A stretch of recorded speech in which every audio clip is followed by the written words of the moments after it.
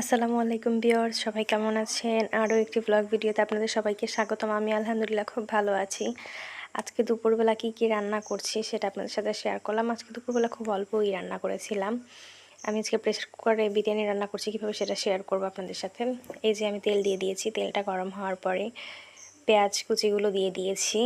এখন এই পেঁয়াজটাকে একদম হালকা বাদামি কালার করে ভেজে নেব। এই যে পেঁয়াজটা ভাজা হয়ে গেলে আমি আদা বাটা রসুন বাটা দিয়ে দিয়েছি। তারপরে আমি বাদাম বেটে রেখেছিলাম, কাজু বাদাম বাটাটা দিয়ে দিয়েছি। বাদাম বাটাটা একদম মিক্স করে দিয়ে দিয়েছি। বাদাম বাটাটা দিলে বিরিয়ানির টেস্টটাও খুব ভালো হয় আর খেতেও খুবই ভালো লাগে। তারপরে আমি পরিমাণ মতো লবণ দিয়ে দিলাম।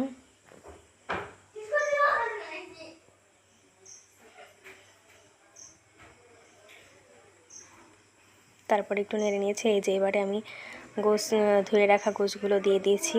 এবার এটাকে ভালো করে কষিয়ে নিতে হবে।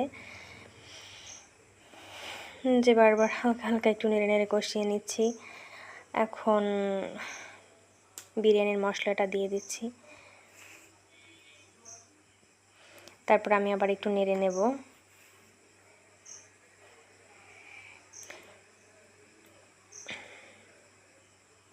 এই যে নেড়ে নেওয়া হয়ে গেছে। তারপরে আমি টমেটোর সস দিয়ে দিচ্ছি। সস দিলে কিন্তু মাংসের টেস্টটা ভালো আসে, তখন বিরিয়ানির মধ্যে মাংসটা খেতে ভালোই লাগে। আসলে মাংসের রান্না করার পরে মাংসের টেস্টটা তো সবটাই চালের মধ্যে চলে যায়, তখন খুবই ভালো লাগে। তারপর আমি এখানে গরুর দুধ দিয়ে দিলাম পরিমাণ মতো, আমার যতটুকু লেগেছে ঠিক ততটুকু। তারপরে জাস্ট কালার আসার জন্য আমি কিছুটা গুঁড়া মরিচ দিয়ে দিলাম। এ পর্যায়ে নেড়ে নিচ্ছি। তারপর একটু চিনি দিয়ে দিয়েছি। বিরিয়ানি যেহেতু হবে সেহেতু এটা একটু মিষ্টি মিষ্টি না হলে ভালো লাগবে না। তারপর আমি প্রেসার কুকারটা আটকে দিলাম। এখন এটা সিদ্ধ হওয়ার আগে পর্যন্ত এই যেভাবে লো হিটে থাকবে। এই পাশ দিয়ে পোলার চালটা ভালোভাবে ধুয়ে নিচ্ছি, একদম পরিষ্কারভাবে ধুয়ে নিতে হবে।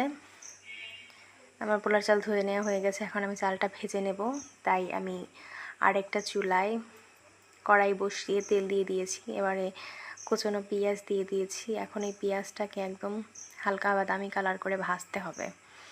যতক্ষণ পর্যন্ত বাদামি কালার না আসছে ততক্ষণ ভাজতে থাকতে হবে। এই যে আমার চালটা পেঁয়াজটা ভাজা হয়ে গেছে। এখন তার মধ্যে আমি চালটা দিয়ে দিয়েছি। চালটাকে একদম ভালো করে ভেজে নিতে হবে। আমার চালটা দেওয়া হয়ে গেছে। তার মধ্যে আমি আদা বাটা রসুন বাটাটা দিয়ে দিলাম।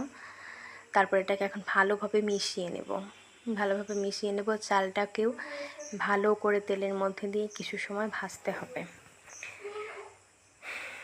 চালটা এরপরে আমি একটু লবণ দিয়ে দিলাম। তারপর এখন আমার আরেকটু ভালো করে ভেজে নেব। আর ওই পাশের চুলায় আমার গোশটা সিদ্ধ হচ্ছে। গোশটা সিদ্ধ হয়ে গেলে এবার চালটা দিয়ে দেবো। এই যে আমার চালটাও ভাজা হয়ে গেছে, এই পাশ দিয়ে গোশটাও সিদ্ধ হয়ে গেছে। এই যে সিটি তুলে নিচ্ছি।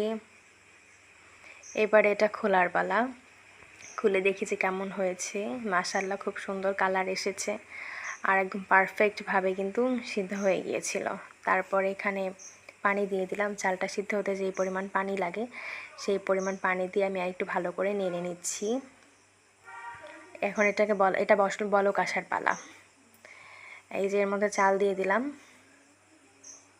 এই যে ভেজে রাখা চালটা ভালো করে দিয়ে দিয়েছি। এখন কিন্তু বলক এসে গেছে। তারপর এটাকে ঢেকে দেব।